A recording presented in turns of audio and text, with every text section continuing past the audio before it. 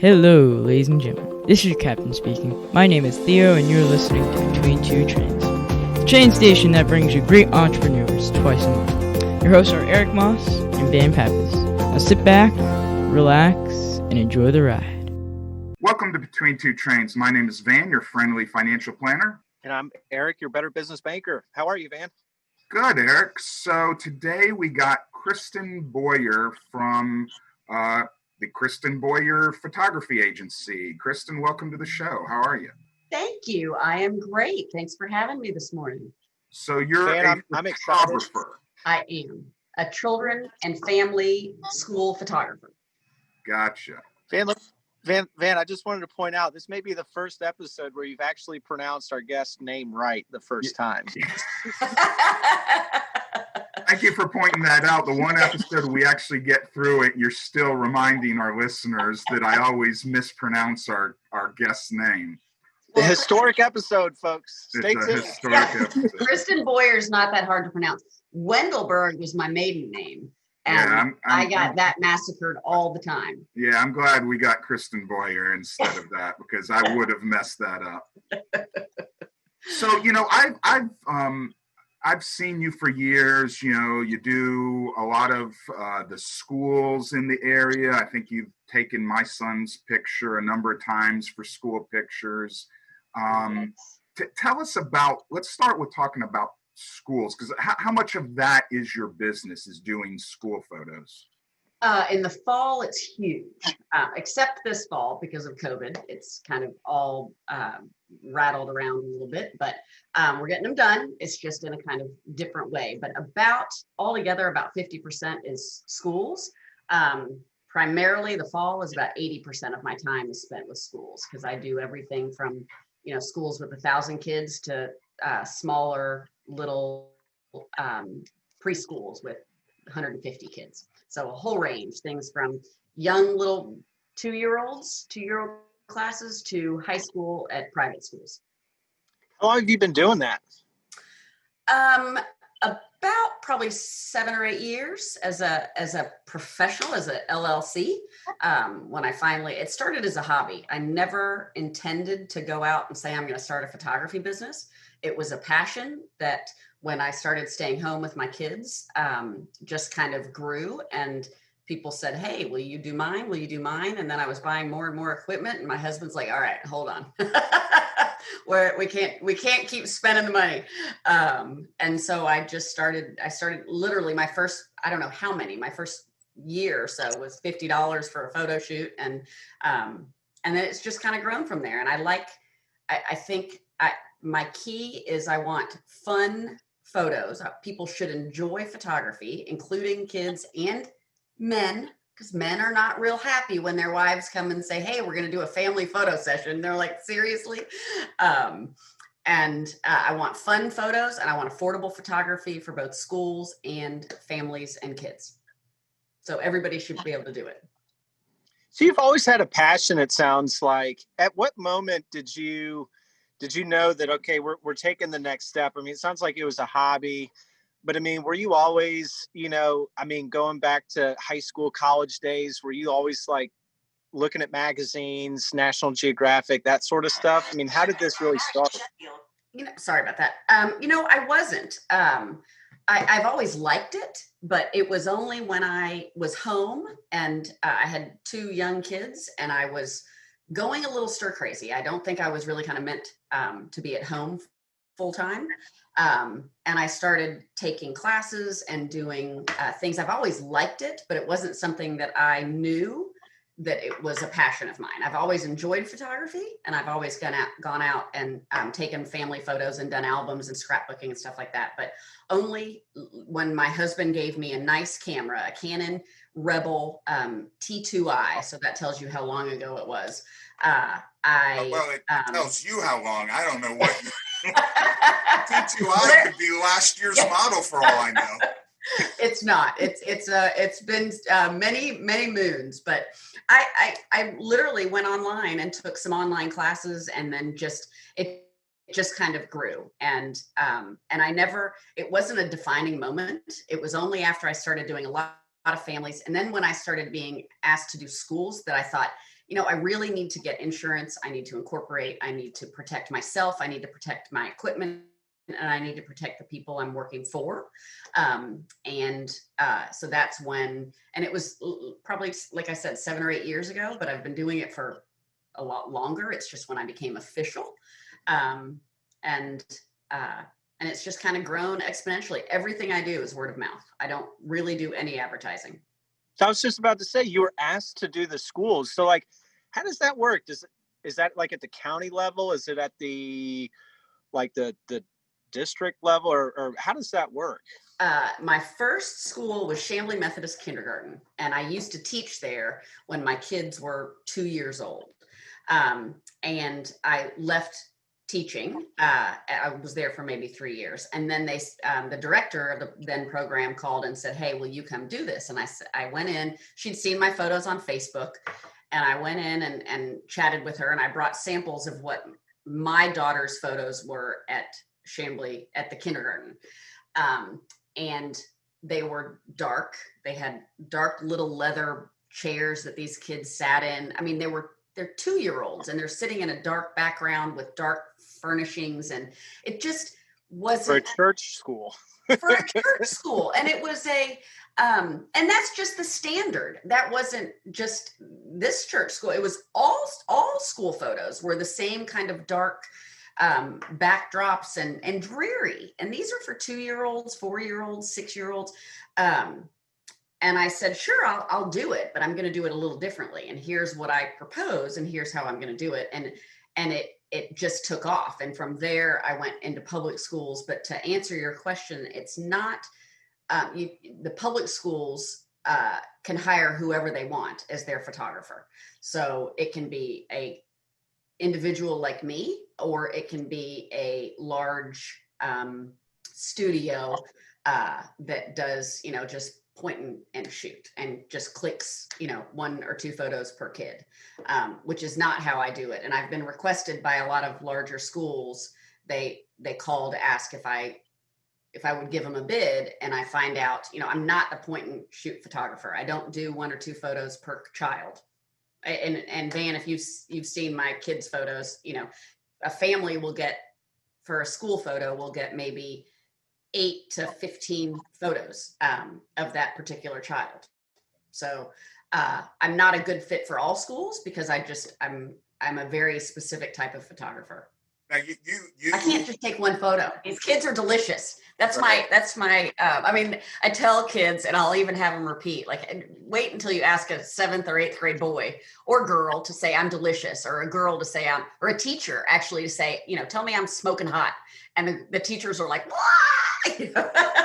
It's hilarious. But the response you get after you have them say something silly and ridiculous is classic and genuine and beautiful. And every single one of these kids, you're capturing that moment. You capture that moment, that very, very moment, when it's not necessarily when they're like, their face is all funny, but right after, and they laugh and their eyes crinkle up, and you just capture that moment. And that's what it's about. As a mom, I want that moment. And as a photographer, it's priceless. So I went to your website, kboyerphotography.com, and it looks like, in terms of the scope of the work that your business does, I didn't see any like wedding photography in terms of like events or anything like that. This is more like maternity, graduation, kind of major moments, family photos. Is that right? Yes. I'm not a big event person. I don't, I've been asked to do weddings. I do corporate events a little bit for people that I do headshots for. So really the only business kind of thing, I do a lot of headshots. And for some select clients, I do corporate events for clients, for businesses that I've had for many years. Outside of that, I really don't. I don't do bar mitzvahs or bat mitzvahs or anything like that. That's not my expertise. I do families, kids, children, and schools. And that's what I love. Seniors, I just had a senior graduate from Chambly High School, class of 2020. So I love seniors, and and that's it. So yeah, I have narrowed down my focus from when I started to kind of now what I know I love to do, and that's what I love.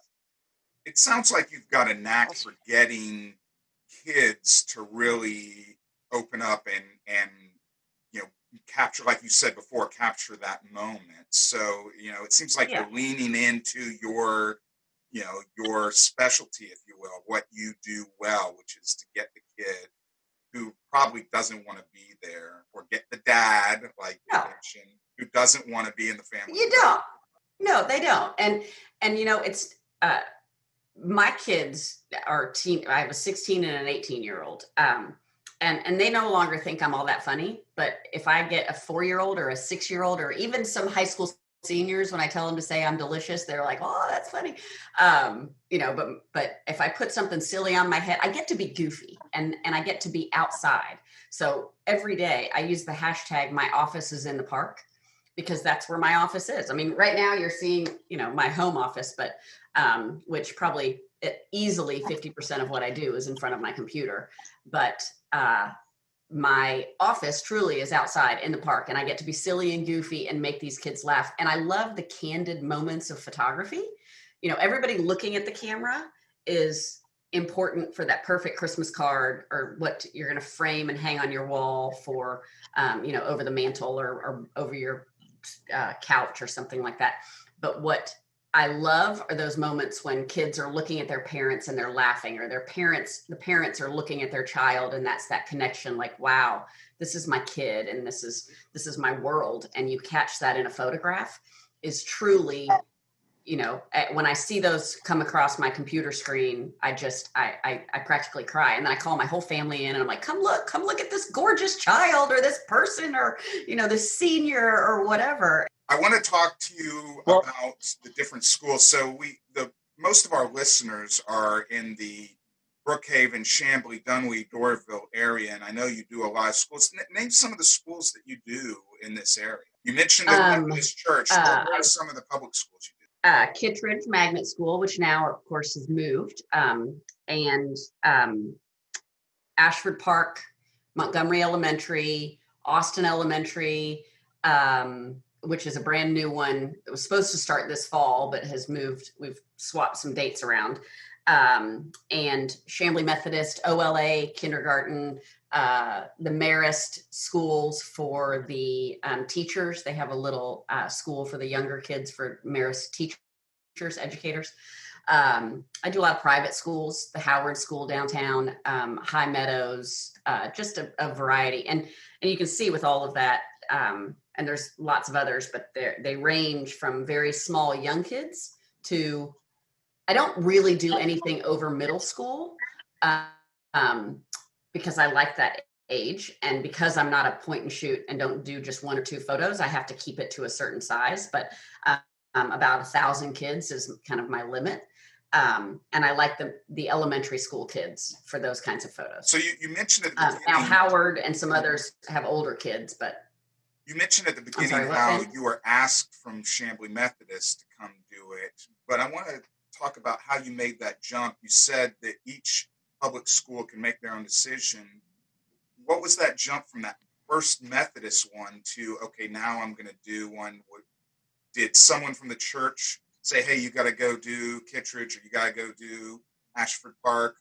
How did you make that jump to the public schools? Well, the very first public school, I did Chamblee Methodist, and then the very first public school that called was Ashford Park. And they will hold a dear place in my heart forever, because they took a chance on somebody who really hadn't done a school of that nature. And I've probably done them now for maybe 5 or 6 years.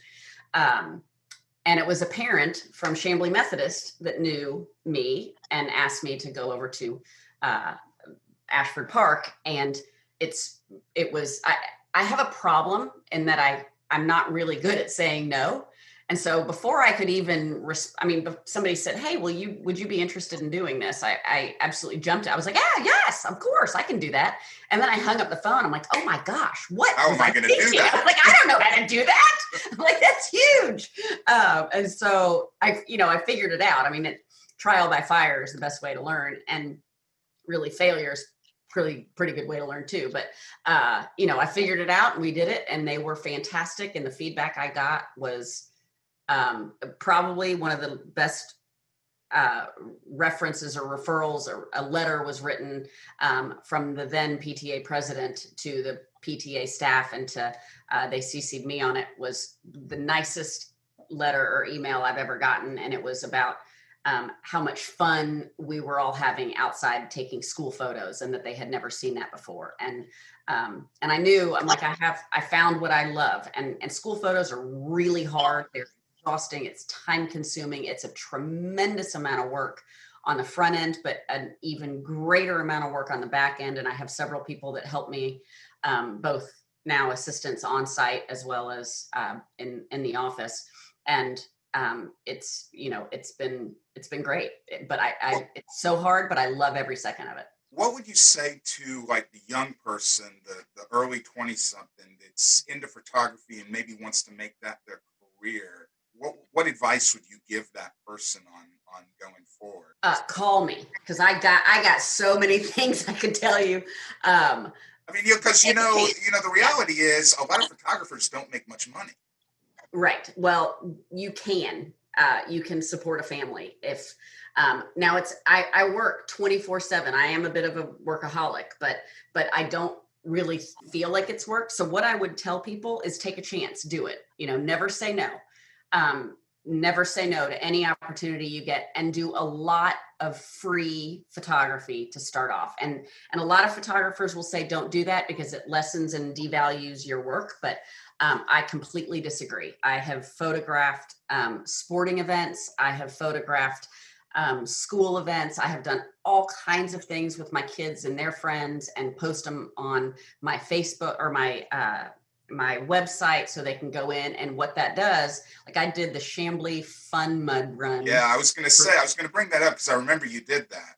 Yeah, for years I did that, and it's conflicted with my schedule the last several years. And but I did that for ages, and people are like, why are you spending all this time and taking all these photos and then culling them from me and a number of other photographers and putting them up on my website? I'm like, it drove thousands of people to my website. I think that's actually really smart to give away the pictures. I do the same thing with my financial planning practices. I give so much free financial planning advice. I write blog articles giving away advice. So I think that's actually a smart strategy. I do.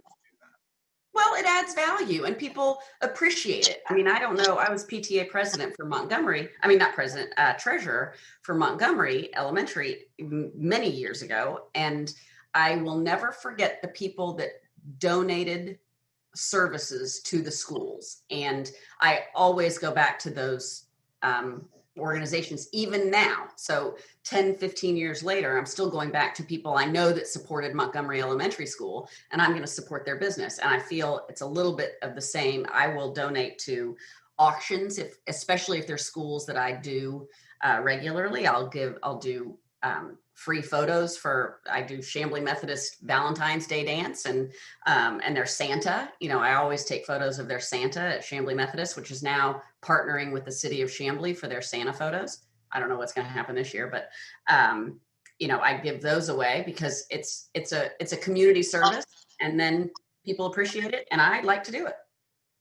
We're coming up on our break, but I want to ask you one more question about the range of where you go. So, I know you from the Chambly, Brookhaven, Dunwoody area. How far out will you go outside of our little North DeKalb area? Do you do stuff outside of Atlanta? Yeah, I'll go anywhere. You tell me, I'm going to go. I will not say, you've learned I don't really say no. So yeah, anywhere you want to go.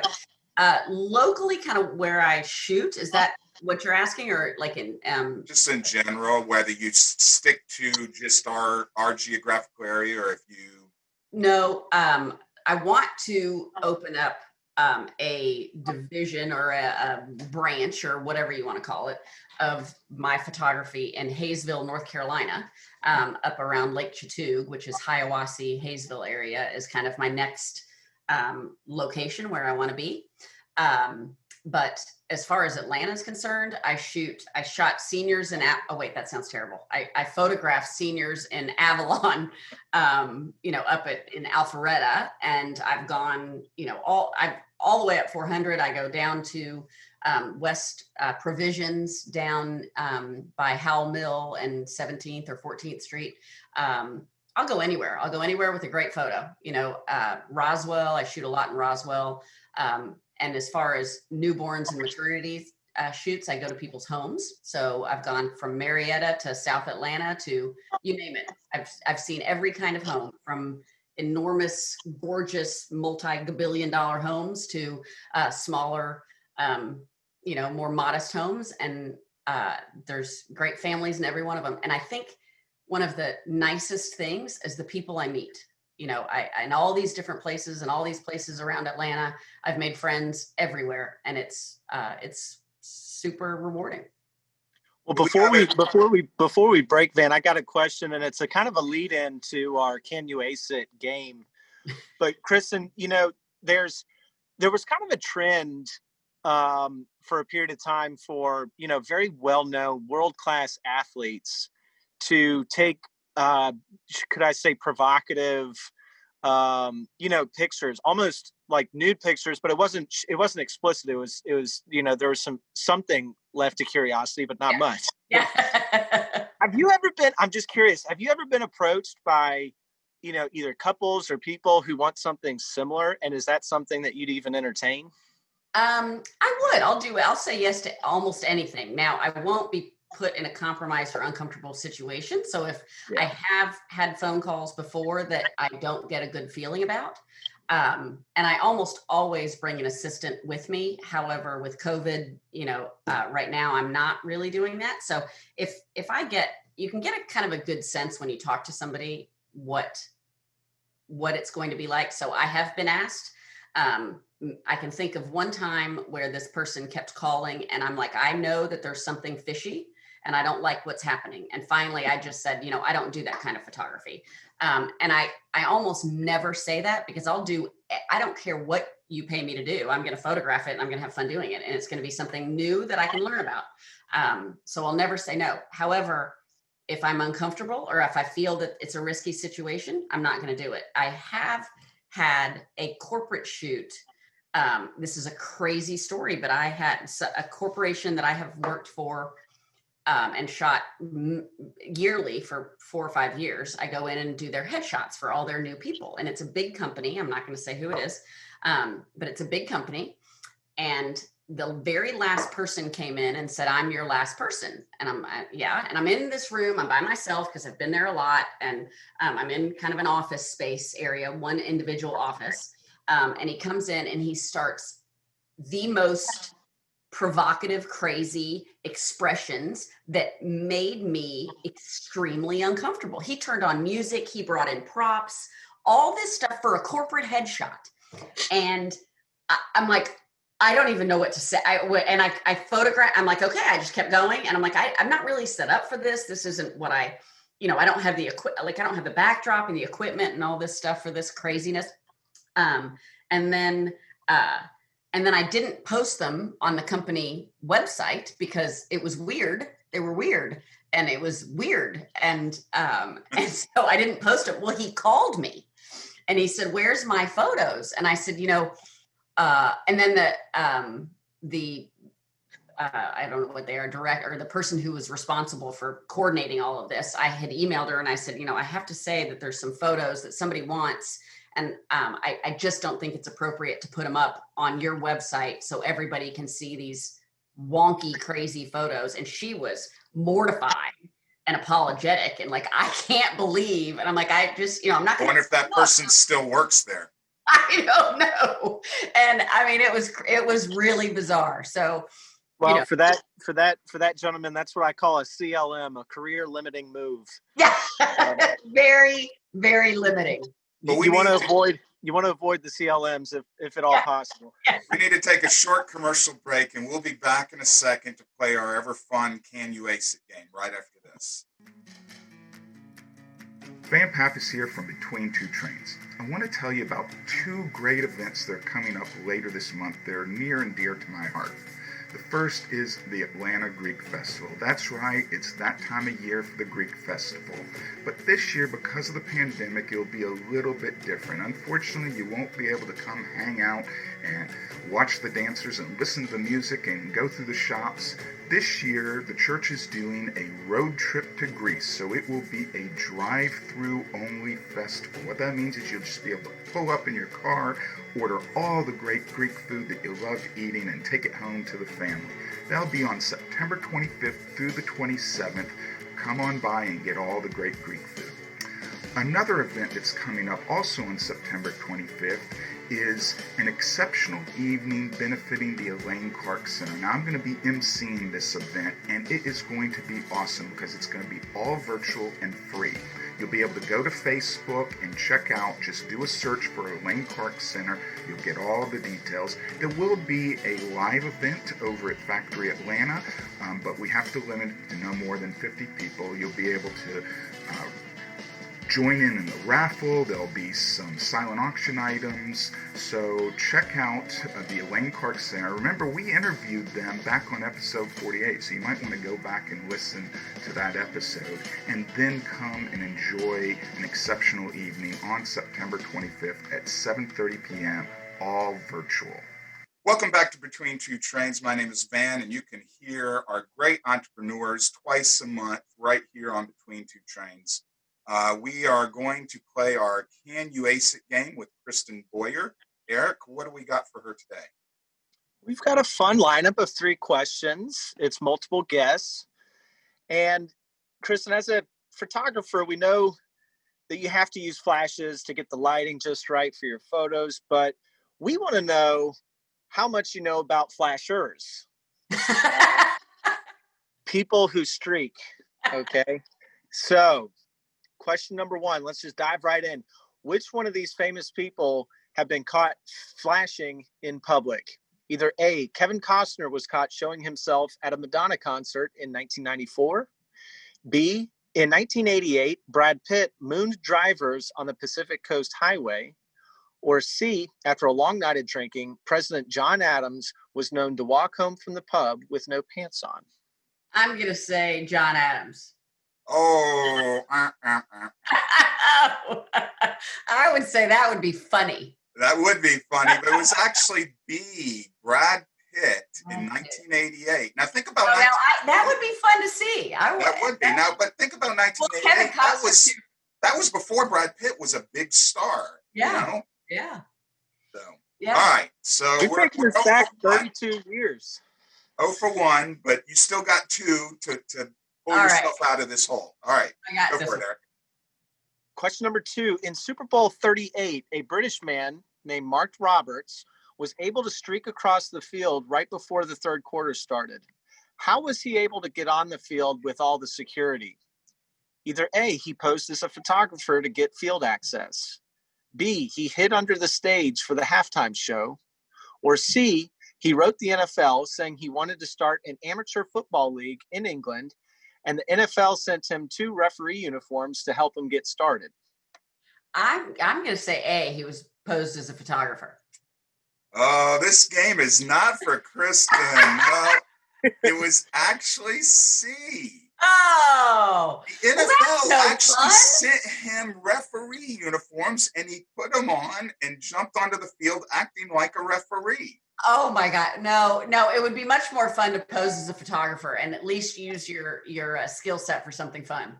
So Mr. Roberts actually claims that he is a professional streaker, and he has streaked at all kinds of major events. And as of 2018, he was credited with 565 streaks in 23 countries. But what's really interesting about the Super Bowl one is he got paid $1 million by goldenpalace.com to do that Super Bowl streak. That basically on his chest, and you can see videos of it, on his chest and on his back, he had goldenpalace.com written. And so he was paid to do that. And what's really funny is Super Bowl 38 was the same year that Janet Jackson and Justin Timberlake had the whole wardrobe malfunction. You remember Yes. that? Yep. The Oh, yeah. nipple gate. Yep. So- Wow. You know, it's funny. I played football at Notre Dame, and there was one game where some guys disguised as priests, and they actually got in the locker room and they attended the game. And it was only after the game. I think we were playing. It was a big game. I think we were playing USC or something. But it was right after we were in the locker room, the prayer, and then Weiss. Like all I remember is there's this huge security commotion somewhere kind of to my left. And then like these priests are like getting like, there are like 2 or 3 of them like get like tossed out. Their cover was blown, but they had already, they'd already seen the game, been in the locker room, all that. That's hilarious. All right, Kristin, we got a real challenge here for you for our third question, because we have never had a guest miss all 3. So we don't want you to be the first guest to miss all 3. So this is an important one. Well, no, Van, I have to confess, I am not a trivia player. If ever there is something you do not want me a part of, it would be a trivia, like Trivial Pursuit or any of that stuff. So I never, so it's highly likely I will be the first one to miss all of them. I'm sure if we had asked actual photography questions, you would have gotten them all right. But we had to be silly and ask about flashers. This wasn't the cards were stacked against you, but my guess, Kristin, is that you're going to be okay. All right. Question number 3. Which of these historical figures exposed themselves? I'm going for B. She's going for B without hearing the question or the answers. The blind shot. All right. Either A, Napoleon was known to strut around nude, exclaiming, "It's good to be the king." B, 11th century Lady Godiva's husband told her the only way he would not raise taxes for the citizens of Coventry was if she rode her horse naked through its streets. She did and he didn't. Or C, after escaping jail with no clothes on, outlaw Jesse James robbed the B&O Railroad, demanding passengers' money and their clothes. You know what? I think I'm going for B. Ding, ding, ding, ding, yay! You got it correct. Yes. Only because there was a little assistance involved, but that's okay. What? You got to learn to take help whenever you can get it, right? It's still a historic episode. Van pronounced your name correctly throughout the entirety of the episode. We're just setting records left and right. Well, we are coming up to the end of our show, but I want to give you the opportunity to tell the listeners, if they want some photos of their family or their kids. I think you also throw in pets, right? You'll have pets. What should they do? Should they just go to your website, call you, what? Yep, they can go to my website, Boyer, the letter K, BoyerPhotography.com. There's scheduling on there. They can also call me, email me, send me, Facebook. It's K Boyer Photography on Facebook and K Boyer Photography on Instagram. So it's pretty easy. And as you can probably tell, I'm a talker. So if they get on the phone with me, they may never get off. But happy to schedule anybody who would like a session. Well, you're easy to talk to, and I appreciate your time. Before we go anywhere else, I got a question for you. Yeah. You mentioned a couple times COVID, very interesting times. When you're getting your picture taken, if you do happen to have your mask on, do you recommend smiling behind the mask? And always. You know why? Because your eyes smile. Your eyes, it's all in your eyes. Have you taken any mask pictures yet? Have you done any? Yeah. I've done front porch. We did front porch photos where we with Colette McDonald.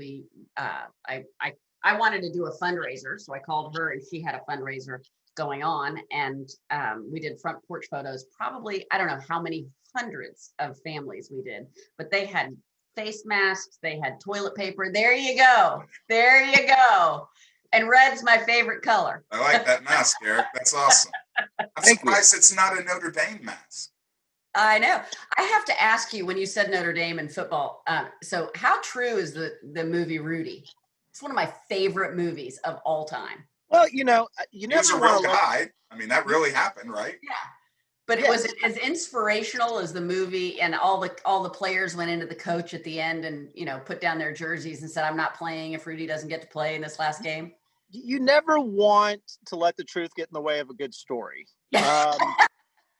or at least a good movie script. And if you want to see a grown man cry, just start playing that movie, because it elicits, I think, for a lot of people, it captures a lot of just things that sports, teaches: hard work, dedication, perseverance. Yeah. Did everyone lay down their jerseys? No. Was the whole stadium chanting? And probably not. But did Rudy play? Did he get hoisted up by players at the end of the game? Yes. Was that more of kind of like a joke? Who knows? Because it was kind of the guys who hoisted him up were kind of kind of the pranksters, jokers on the team. Yeah. But was he a walk-on? Yes. Notre Dame has a very storied history of walk-ons, and I'll tell you, it's there are elements about that movie that if you've been to campus, if you've never been to campus, you'll never understand. It's very special, but it's like I said, let's not let the truth get in the way of a good movie script. I think now he's like a motivational speaker. He goes around and talks to high school kids to motivate them. Yeah, he does. I mean, he's definitely leveraged, the notoriety that's given him, and where he, the individual and where the university kind of said, I don't know if there may be some friction there, just based on how kind of the business behind of everything, how that's kind of played out. But I actually played baseball in college too, and I played a summer baseball season with the nephew of Rudy Rudiger up in Cape Cod, and so that was kind of cool. So it's a real guy. The same family dynamics and same traits as his uncle. He was very competitive. Yeah. He thought I was the punter at Notre Dame. He thought he could out punt me. I'm like, dude, I'm the starting punter for a pretty big D1 school. Yeah. You've never punted in your life. Why do you think that you're a better punt? But he was just such a competitor. He always wanted, before baseball games, we've got a football. We're supposed to be doing baseball stuff, but we're out there kicking a football. It was kind of funny.